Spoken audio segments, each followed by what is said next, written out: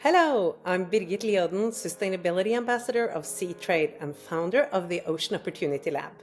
Welcome to the Cruise Pioneers podcast by Tool, hosted on Sea Trade Cruise Talks podcasts.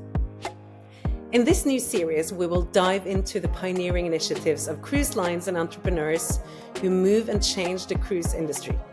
We focus on real-life frontrunner initiatives and power couples enabling cruise to move from pollution to solution. Get on board our shared expedition as we get behind the scenes and explore how owners, founders, and top executives move from vision to deployment. For this first episode, we have gathered a group of changemakers who partner and build sustainable business across different levels of a cruise supply chain to show you what we mean with the term power couples. You will gain some inspiring real-life examples demonstrating how collaborative partnerships with changemakers across corporate cruise and startups enables us to utilize the best and complementary strengths and capacities of large and small organizations. With me today, all the way from London, is Gebhard Reiner, CEO of HX Expeditions, and Will Pearson, founder of Ocean Bottle. From Oslo, we have Agnes Árnadóttir of Brim Explorer, and joining us from Spain is Solvi Hjelmeland, founder of Purewave. Welcome, everyone. I am so excited to have you joining and enabling you to open up your experiences and cases to our audience. So today we will start off with your pioneer commitment, which is really exciting.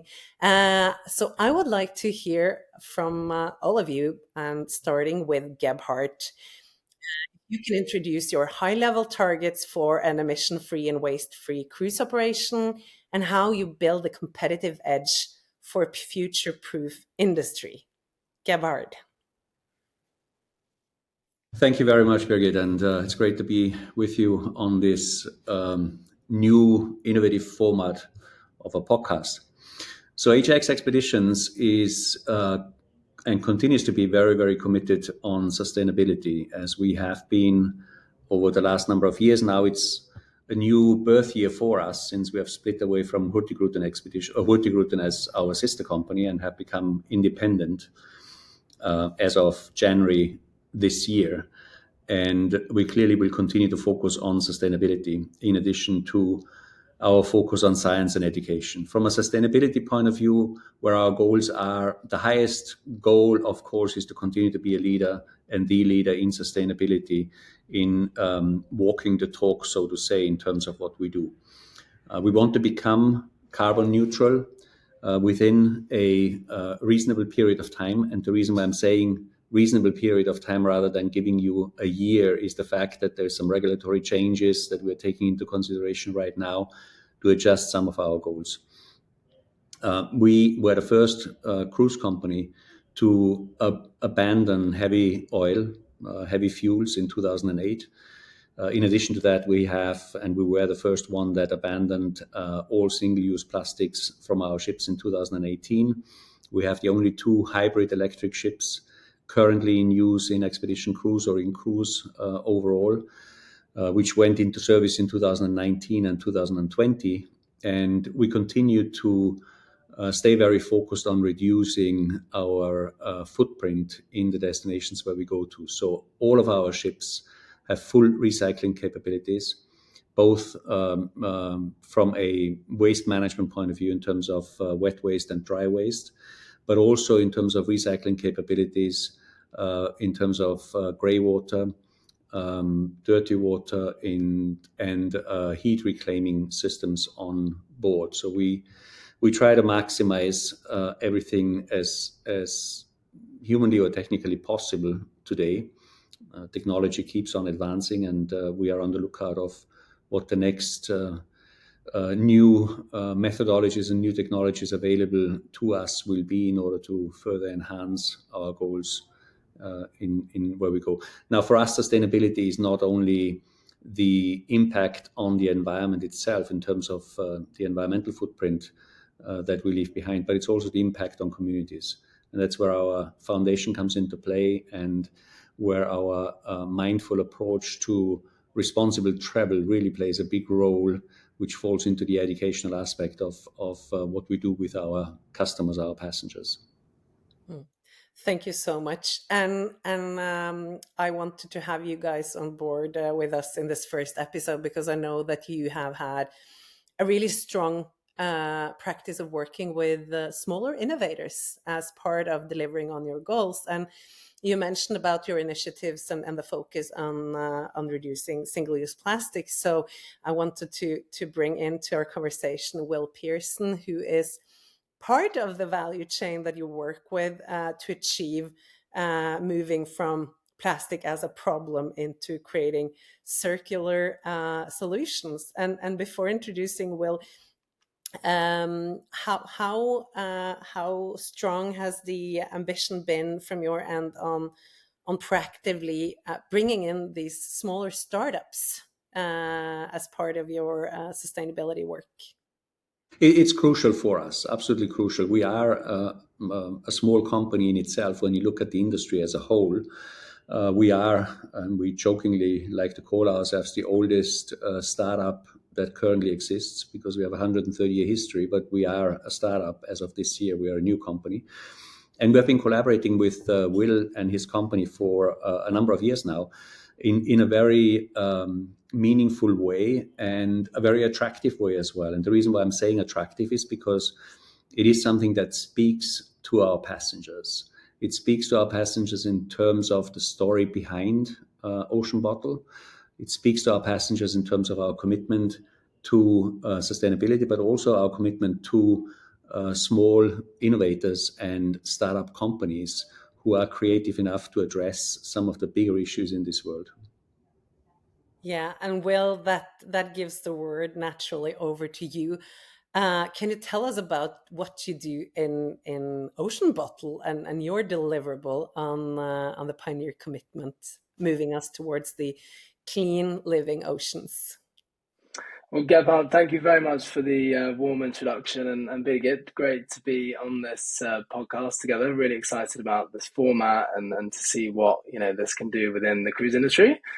So yeah, for a little bit more context on Ocean Bottle, what we're doing as an innovator and a pioneer, our ambition really is to enable individuals all over the world to make a global impact on the ocean plastic crisis through what we call the world's most needed reusable bottle, which is I'm holding right here.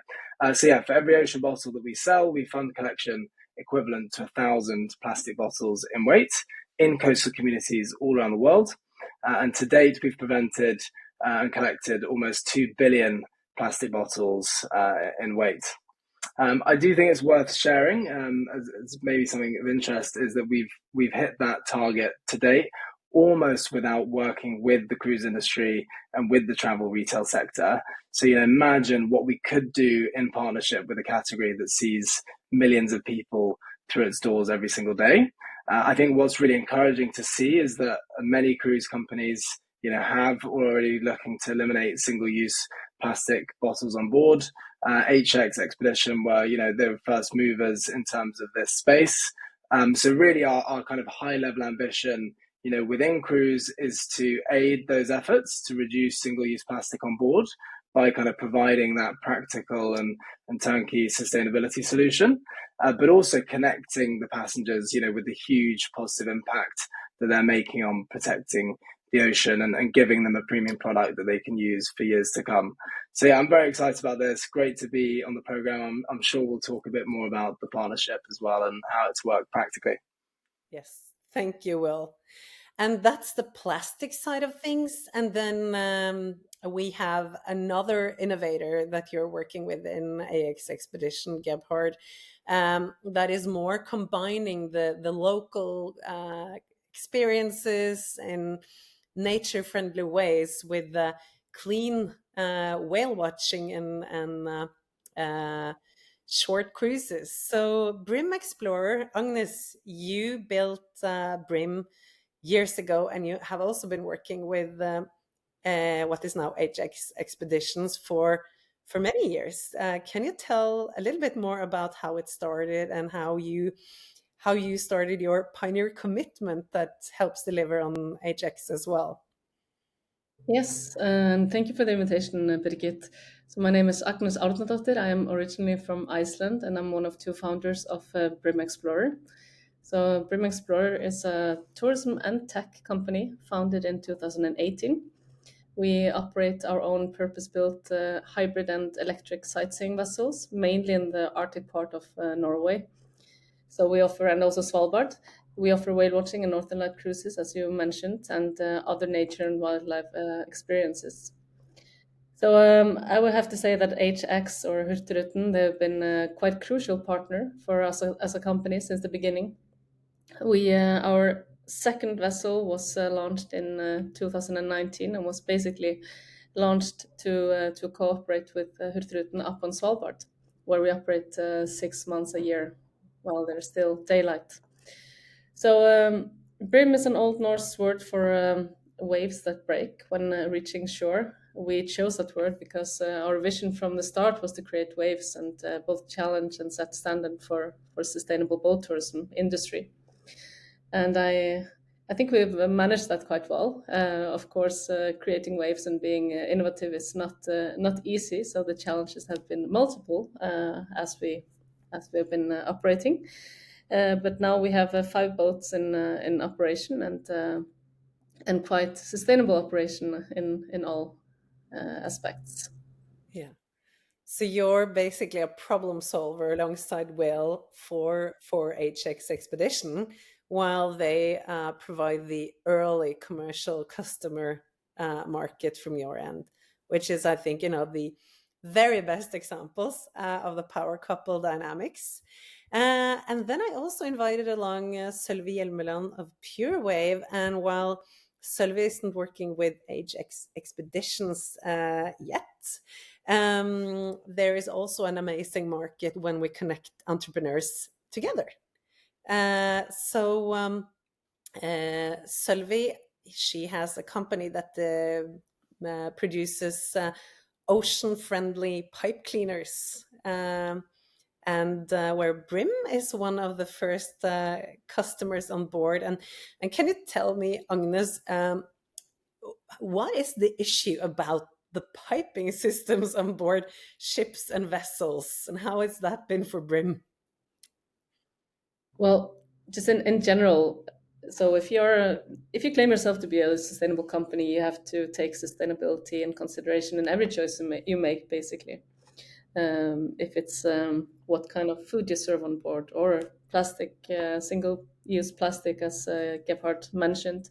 Other things are all the chemicals or the produces, the things you use to clean the boat, or other substances on board. And what Solvi introduced to us through you, Birgit, thank you, was a much more, or basically 100% environmentally friendly pipe cleaner.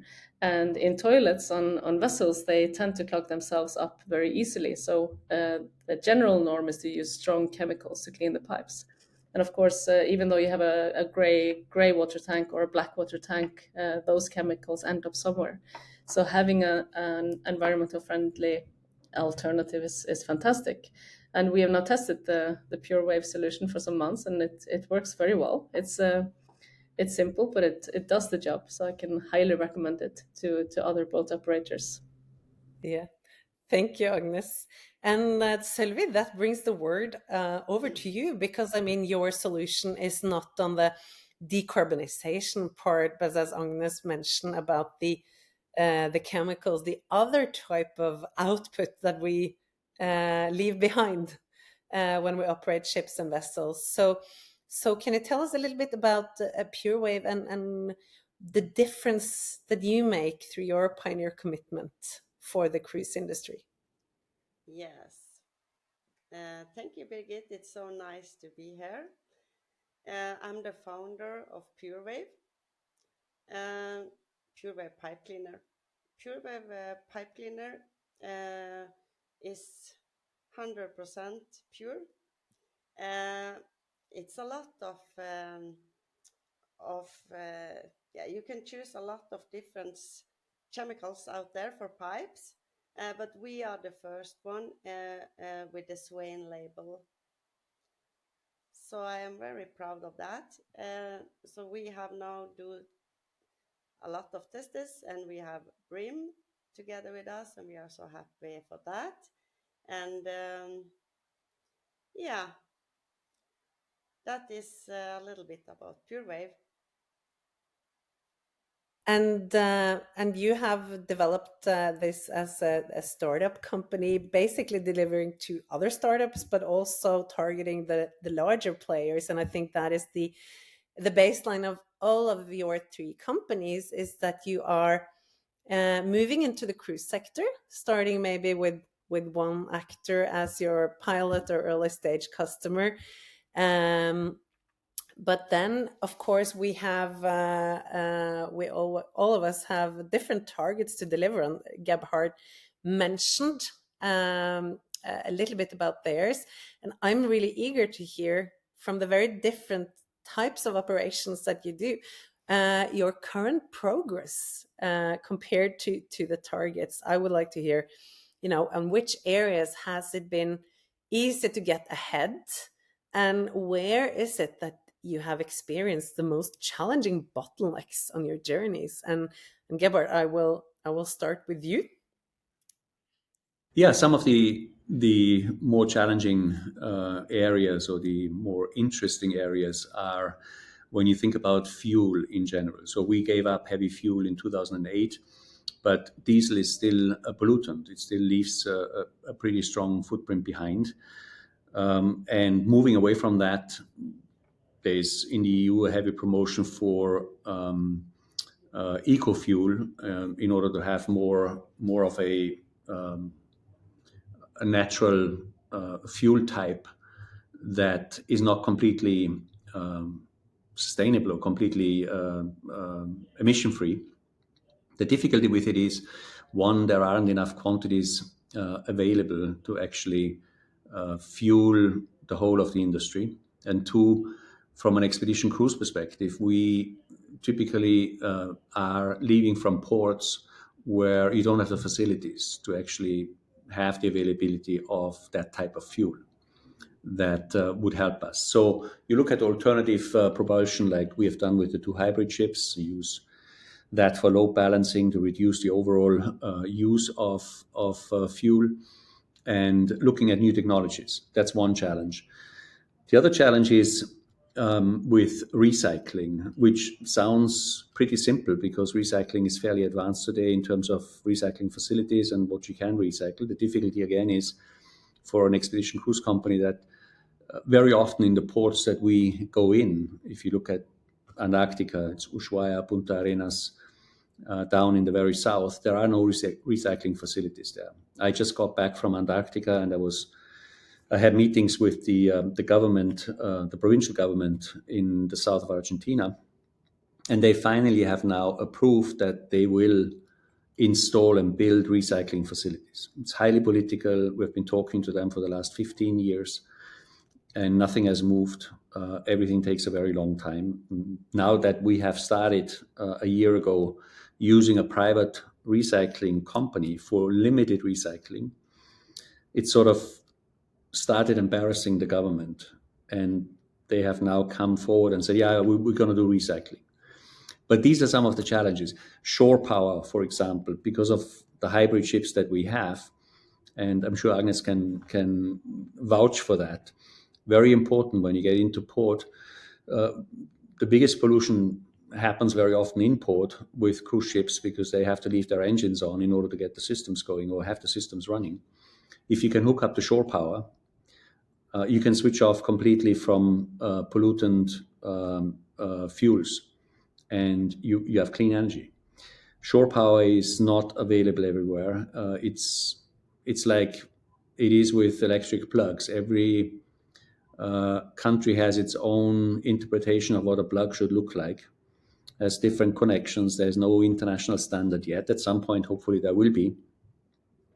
There are some successes. Scandinavia is far ahead of the rest, where you have a lot more shore power accessibility. Iceland has now become shore power sufficient as well. We have last year achieved for the first time ever and the only cruise company that has, in every port that we went into in Iceland, we've been on shore power.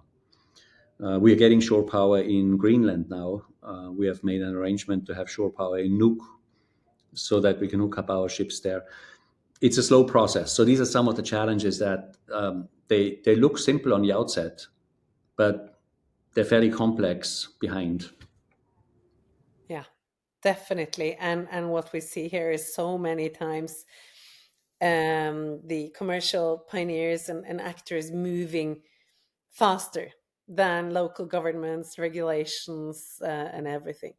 So, Will, you are delivering and creating a resource, replacing a problem with a cool guest gadget. And what have been, your your key achievements on this path, and where is it that you find your challenging bottlenecks? Cool. I really like your summary there, Birgit. A sustainable guest gadget. I think we might start using that one. But yeah, I think in terms of current progress, but also the bottlenecks we've been facing. As a business, we've been busy scaling up internationally over the past few years. We've worked with over 2,000 different brands and companies globally. But really, besides an incredible partnership with HX Expeditions, we are pretty new to the cruise industry. There's a lot of stakeholders to navigate. So excuse the pun there, particularly in the large organizations. So I think, the experience with HX has been incredible, really collaborating quite closely, understanding their needs as a business. And then, us being an agile and innovative startup, we can move quite quickly and really deliver on those needs. So I think for us, the bottlenecks and what we would love to see more of is probably just more appetite and willingness around, testing products. It doesn't have to be across, the entire fleet. It could be on one ship to begin with, to then really test and prove that actually this is something that works, both in terms of whether it's a revenue driving opportunity, whether it enhances their sustainability goals, or actually just, their brand and passenger experience. So that is what we would love to see, that kind of test and collaborate model. And really, I think, we as the startups often do most of the heavy lifting. So, you tell us what you need, we will come and try and deliver that for you. So I think that's really important. And I would imagine that it would apply as well to a lot of other innovators that we want to see, tackle the challenges that the cruise companies are facing in terms of climate and nature. And Gebhard, you include your guests in the plastic experience in different ways, where you start with the excursions, doing beach cleanings, and then they will meet the upcycled plastic both through Will's ocean bottles and through lanyards on their guest badges and in other ways. And I would assume, Will, that you are eager to attract also more customers from the cruise segment. And Gebhard, can you give any good recommendations from your end with experiences from HX on introducing ocean bottle and replacing your single-use plastics? Yeah, absolutely. I mean, I could make recommendations, both cruise and land-based. While Will was talking, I was actually thinking about the previous company where I came from in the Caribbean, Sandals, where we had an initiative going exactly what HX has done, what we have done on the cruise ships, in replacing plastic bottles. And these are large resorts, hotels, where you have a large consumption of water through plastic bottles every day. And it's a huge problem in the Caribbean, just like it is everywhere else. Ocean Bottle could do a fantastic job with them there. So maybe we'll talk afterwards a little bit, Will. That sounds great. That is great. And I think also as one of the partners with Sea Trade, Will, and as part of the tool community, I think you also have, upon request, some special campaigns on if anybody else from the cruise sector in the audience are eager to get up to speed and follow the lead of HX. Absolutely. I mean, we're open to collaboration, open to conversations, and absolutely keen to explore.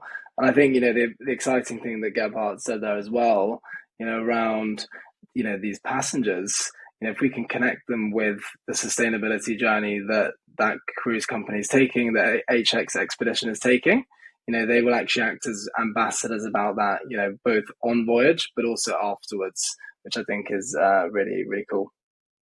Yeah, and that's the part that we like very much because it feeds right into the educational aspect, which is one of the 3 pillars that we have as an organization. So we do, as you rightfully said, Birgit, we educate, although we don't say to our passengers that we educate them, but we educate them on sustainability, on ocean plastics, on the effect ocean plastics have, microplastics that go into everything and everywhere, and have them participate in beach cleanups. It's amazing when you go up to Svalbard and go to the northern parts of Greenland as to how much plastic you find on the beaches there. And you would think, how does it get there? There's nobody living there. There's there's no roads where people throw garbage out of their windows from the cars. But it shows you, and this is again part of the education, it shows you the climate effect. It shows you where climate is made in the north and the south, and it shows you the ocean currents that carry all that around and drop it off in areas you would never expect it. We educate our passengers as to how we recycle plastic in collaboration with small recycling companies, with companies like Ocean Bottle and other small recycling companies, where we rework these plastics into useful things again that people can use and learn from. Yeah, and I really, really love that model. And I think in general, it's something about us as humans. When we start care for something, when we feel that this is personal, then we have a whole different ability to create change of patterns and change our mindsets. So I think there's such an still unused potential of driving this individual and collective change through inspiring and engaging guests and crew and people that we interact with in our value chain. And Agnes, you also bring people under the surface when they are joining on board Brim, and you are really also a huge part of both like the environmental and educational experience for HX expeditions. And I mean, in your process now, you already have surpassed like the first ambition. You have 5 ships out there sailing, and where are you now ahead of your targets, and what has been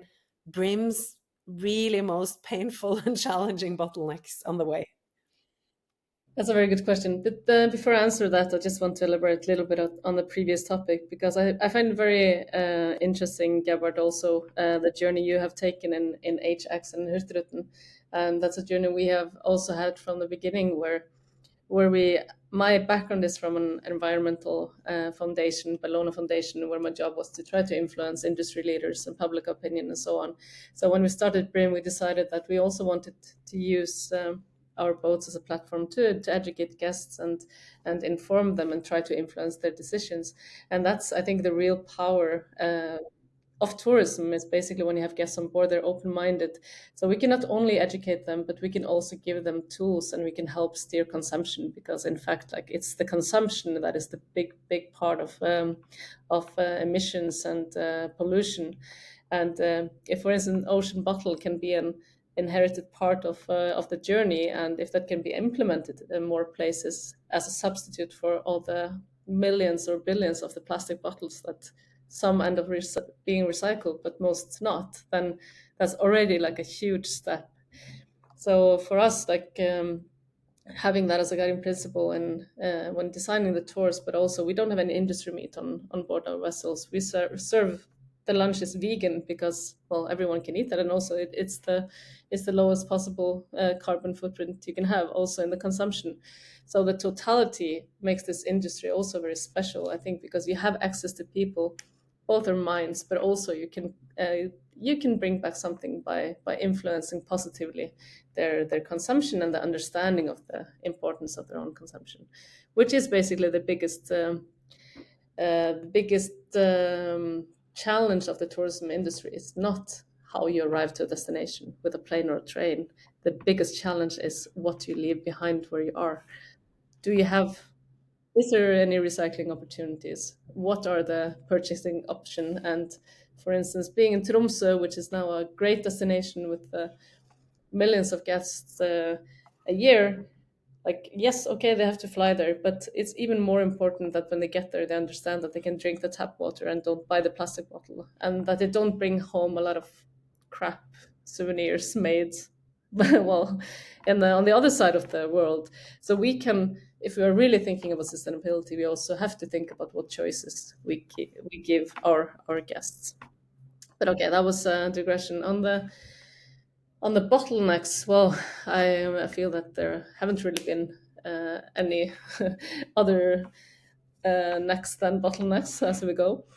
But that's how innovation works. Of course, the kind of the benefit of our innovation journey is that we've been innovating boats we're operating ourselves.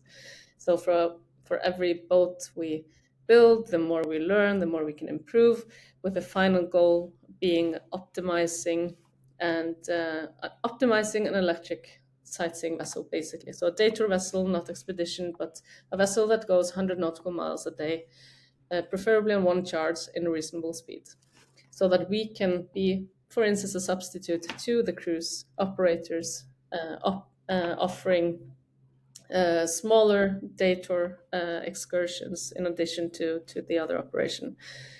So getting there has been challenging because the industry is conservative, and getting a shipyard to agree on our kind of design principles, which has been electric by design, meaning that every decision you make for the design of a vessel has to be made thinking about the weight, and that the batteries you want on board, they are meant for taking the boat from A to B and not to drive all the hotel loads and all the other things. So range and efficiency. So that means that you cannot think as a regular diesel vessel. You have to think about where you place the components to reduce cabling, to reduce weight. You have to think about how much AC or heating you have, and so on and so on. So just educating, and we are two social scientists and a music teacher that founded Brim, and educating all the engineers and the experts that okay, we can do things differently if we just think the electric by the design first. That has taken a lot of time, and the first boat was not perfect, not even close to perfect. The second was not either. We're getting closer. We have even developed our own components. The electric motor we have on board is a design by us, not produced by us, but we found a partner in Italy who has designed a very efficient electric motor. And now we're also designing the first solid-state batteries for maritime sector, together with another Italian company. And we're designing the power electronic units, and basically our goal is to have a complete driveline, a skateboard for a vessel between, say, 18 and 40 meters that can be kind of long range and fast speed for day tours. So it's very exciting. The regulatory obstacles are still there, but we in our experience, the regulatory authorities are also understanding that reviewing existing regulations might be necessary when implementing new technology. So I think we're getting somewhere, and ideally we'll continue to have good partners, as for instance HX expeditions in the future. And you're also open for teaming up with more actors in the sector elsewhere in the world, or? 100%. We have been looking for solutions outside of the maritime sector. And so, for instance, the electric motor is originally made for cable cars, and the batteries, they were originally made for, or they were thought for airplanes, for instance. So we look at other sectors where we would need some more assistance in the future, is when we want to integrate solar into the vessel design, so in the railings or in the roofs, to be able to generate some additional energy while operating. We haven't come that far, but that's one of the topics we want to solve in hopefully near future. Thank you, Agnes. And while I mean, the Brim boats look absolutely amazing. So I was going to say the Brim boats look absolutely amazing. You know, as well as being leading on sustainability, they are beautiful, and it's been amazing to witness how you've built and scaled. Yeah, thank they're you. Well, super my grandmother, she's 94, and she thinks it doesn't even look like a boat. She's not very impressed. classic. And while Will and Agnes, you're both a bit more mature in your commercial stage of your companies. Solvi is a little earlier. Solvi, you're in the kind of moving from testing and pilot customers and over to the first commercial contracts. And in that stage where you're just starting to get signed commercial contracts, what has been your bottlenecks in getting on board, basically, with more vessels? We have Purewave is a really good product, and I have not many years background from this industry, so I have learned a lot on the way, and it's a lot of things to understand in this industry. But I think we are very exciting because Brim and the fjords and all this company we have been talking to so far are really interesting and exciting about the product. So I feel very lucky. So we have always challenges, and we have working with new products now. So we have just on these days we have 4 or 5 new products coming out. I cannot say so much now, but you can just wait and see. Yeah. And has your key kind of bottleneck per now been the access to companies and vessels to test the solution on board? Yes, of course. But Birgit Liodden have a lot of contacts, and I am so happy for your help, Birgit, to introduce and help me to get forward in this industry. Thank you. And so per today, we have quite a broad range of innovators, you guys, from the large to the smaller and more newer aspect. And then I wanted to check in with you because, I mean, you are all creating triple P ripple effects when you are combining kind of these low-hanging fruits of solutions that are enabling ocean-friendly shift for the cruise pioneers while we wait for completely emission-free ships. And now I wanted to hear from you as something to bring back to the audience, and in a very like a few key words. Do you each have one additional area where you have very clear commitments and where you are keen to partner up with an entrepreneur to power couple for a radical solution? Gebhardt, I know that the foundation does a lot of great initiatives. Where is your area where there is now room for more innovators on board with the HX expedition? Yeah, I think 2 areas. One you mentioned is the foundation itself. The foundation is a very important part of what we do because it's the non-profit extension that really reaches into communities that are remote, that need a responsible approach in terms of how we think about them and how we think about supporting them in their economic developments. It doesn't help if the cruise industry goes into these communities and says, I bring you 2,000 people at 2:00 in the afternoon. Can you put some song and dance up, and I'll give you $1,000 for it?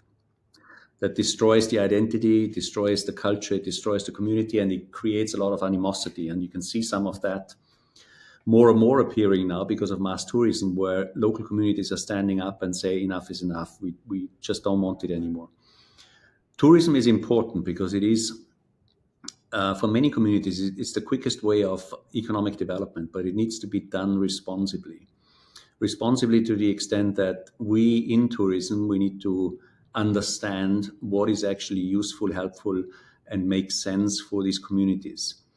What do they need that allows them to retain and protect their integrity and their culture, but at the same time develop an infrastructure, an economic base that allows them to continue having their communities. The biggest issue in remote communities is often that the youth leaves these communities and looks for opportunities and prosperity because there's unemployment, there is just no hope of future left when you live in a place that's 7 months of the year locked off because of natural circumstances, the weather. So that's one area where the foundation is very important, because we use the foundation to go in and to explore and to find out and have these communications that feed them back to us and allows us to have a very different and a responsible approach in how we visit these communities.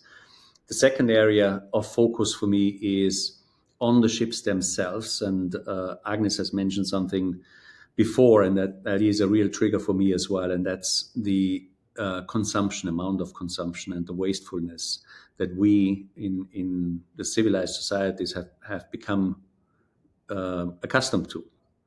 We don't think about loading up our plate with food and leaving half of it on it and throwing it away. It's just because it's there and it's being served. And we don't think about the source of where it comes from. And it all sounds easy, but the difficulty there is, and it goes back again to reaching out in educating communities. It's when you are in more remote areas where we embark from, we try to buy as much local as we can, which is not always easy because you're dealing with very small farm communities who don't have the training or the understanding as to why a certain consistency in product and a year-round quantity is very important in order to do business. It has to be reliable. You can't launch a ship from Ushuaia into Antarctica on the hope that there is enough food available for you to buy locally. You can't stop along the way and walk down a street to a supermarket to buy what you forgot or what you didn't get, because there is nothing. You go into areas where there is nothing. You can't resupply, you can't fly supplies in. So you've got to make sure your local supply chain is intact and as sustainable as possible.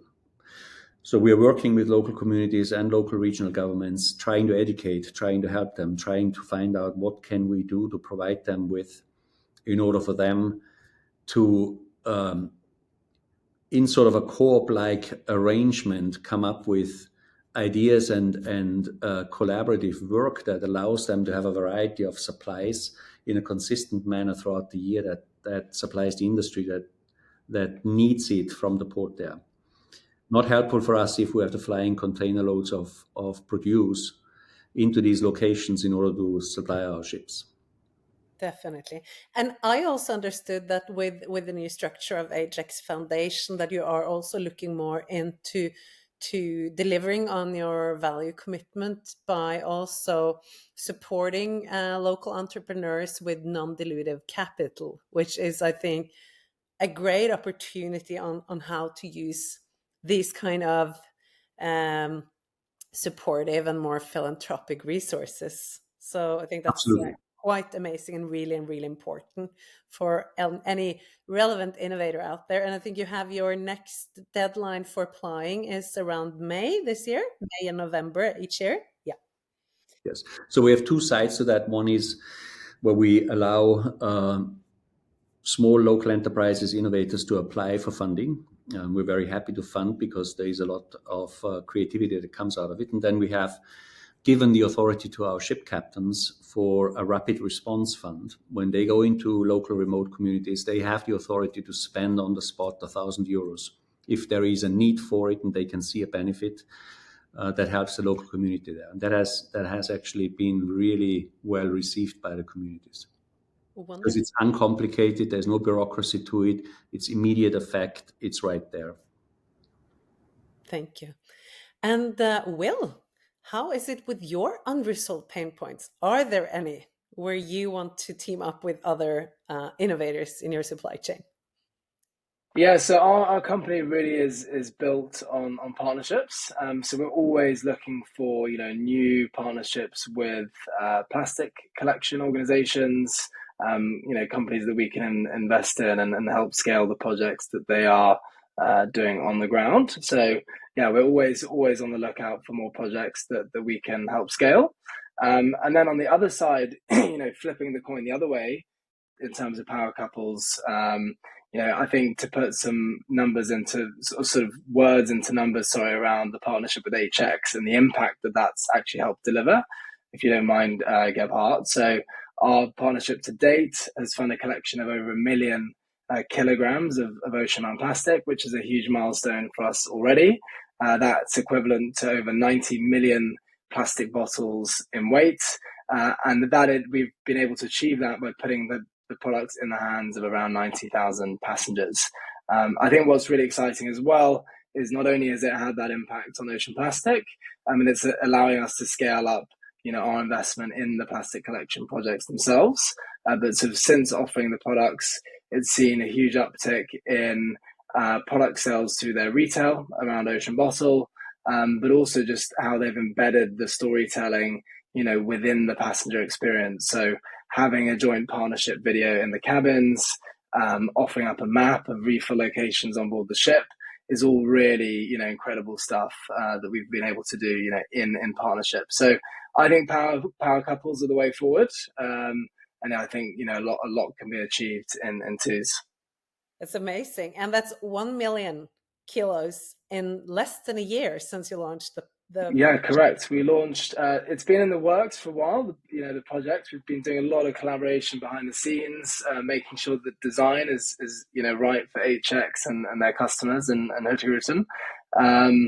But that's the impact we've been able to generate just since publicly launching in July last year. Wow. So I see a huge potential for large cruise corporates and you guys moving onwards. Agnes, on your end, what is your key pain points where you can see the eager opportunity and interest to team up with other innovators? Well, as I mentioned before, I think the largest pain point for the longer reach and perhaps some small expedition vessels in the future, like 24-meter or vessels that are used for more than just short day tours. It's basically how to generate sustainable energy on board. So solar and wind generated energy. We have been looking at solar sails and different innovations. It's not quite mature yet. We have done some drawings or sketches ourselves, but I would be very happy if anyone that is working on like a smaller scale solutions for this would reach out. Thank you, Agnes. That is a perfect outreach to the regenerative energy innovators out there that are listening. And Solvi, on your end, I mean, you deliver a solution for Agnes to reduce toxic elements coming out into ocean and affecting ocean life. But where is your pain point? This time, I am looking for a manufacturer. I think it had to be quite innovative because we need to have a better packaging solution for Purewave's product. So replacing the petrol-based packaging for your liquids? Yes. It is extremely important for us to choose packaging that is as environmentally friendly as possible. Great. Thank you. Then we have a last quick question to all of you before we round off, because of course, we all have different challenges and bottlenecks and opportunities ahead, but all of this boils down to getting the right people on board. C-Trade has a great initiative focused on tomorrow's talents today. And as we need great humans on board with lots of different backgrounds and capabilities to build the future of cruise, I wanted to hear from each of you if you can share either your personal hack or advice to fellow talents and industry colleagues, or if you could share a specific skill set or mindset that you consider key for any talents out there who are eager to join the cruise pioneer movement. Gebhard, you go first. Well, I think the most important thing is, of course, passion. You have to believe in what you do. You have to believe in what you can achieve. And you have to believe in the fact that if there's another human being that can do something, then you can do it as well. So always reach for the stars. Believe in yourself, be who you are, and follow through. Have the stamina and have the determination to do what you believe in. In today's world, there are so many obstacles. We have created a lot more complexity that is really not necessary. We have created a lot of bureaucracy and red tape.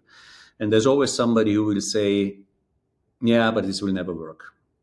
Don't let people discourage you. Follow through and be persistent, because you will find people out there who are like-minded and who will partner and who will come up with opportunities and solutions that eventually work. And I think the proof of that is here. When you look at what Will has done with Ocean Bottle and what Agnes and her partners have done with Brim, and what Solvi is doing with Purewave, it's fantastic.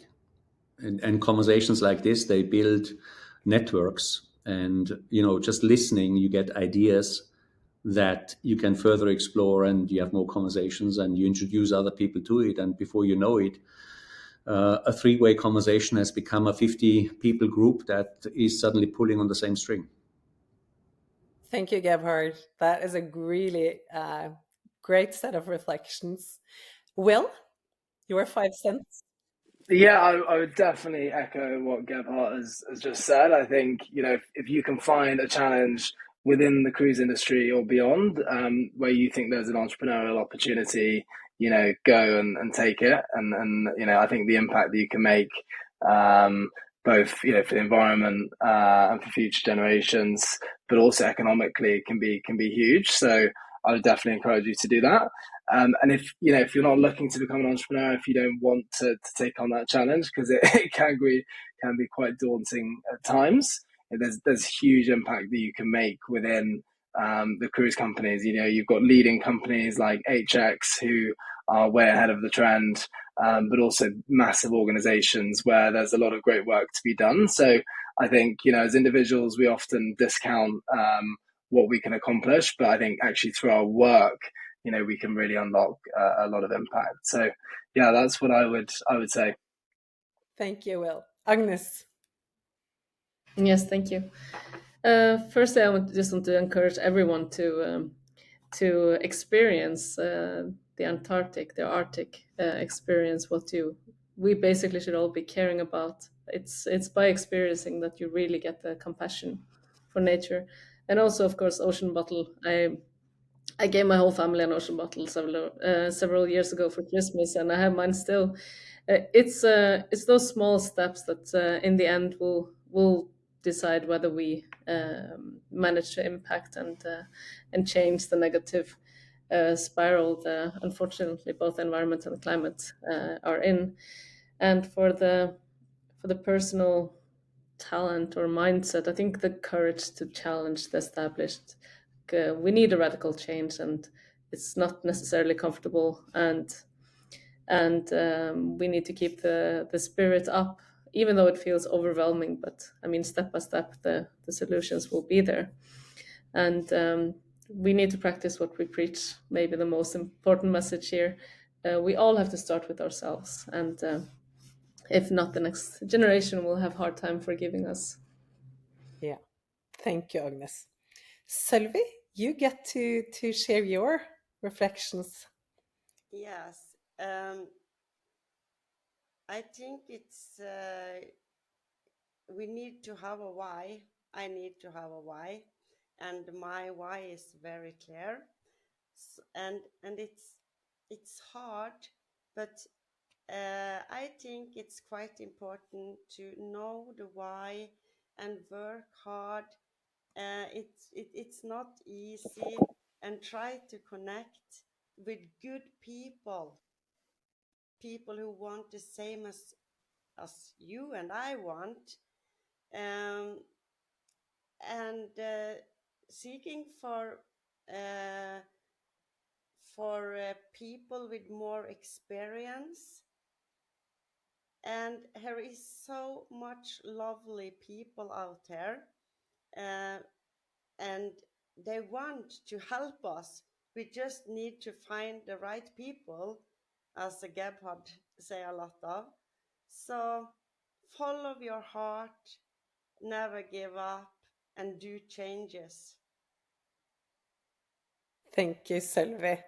So we have to round off this first episode of the Cruise Pioneers. I think by now people are well aware what a power couple is actually all about. And for the next show series, moving towards Sea Trade in Miami in April, and then onwards to Hamburg in the fall, we are really looking forward now to bring you into the depth and the world of these amazing power couples that are changing our industry, making it future fit, and, as I would say, making it an incredibly exciting path for anyone who has an entrepreneur or an ocean maritime professional in their belly.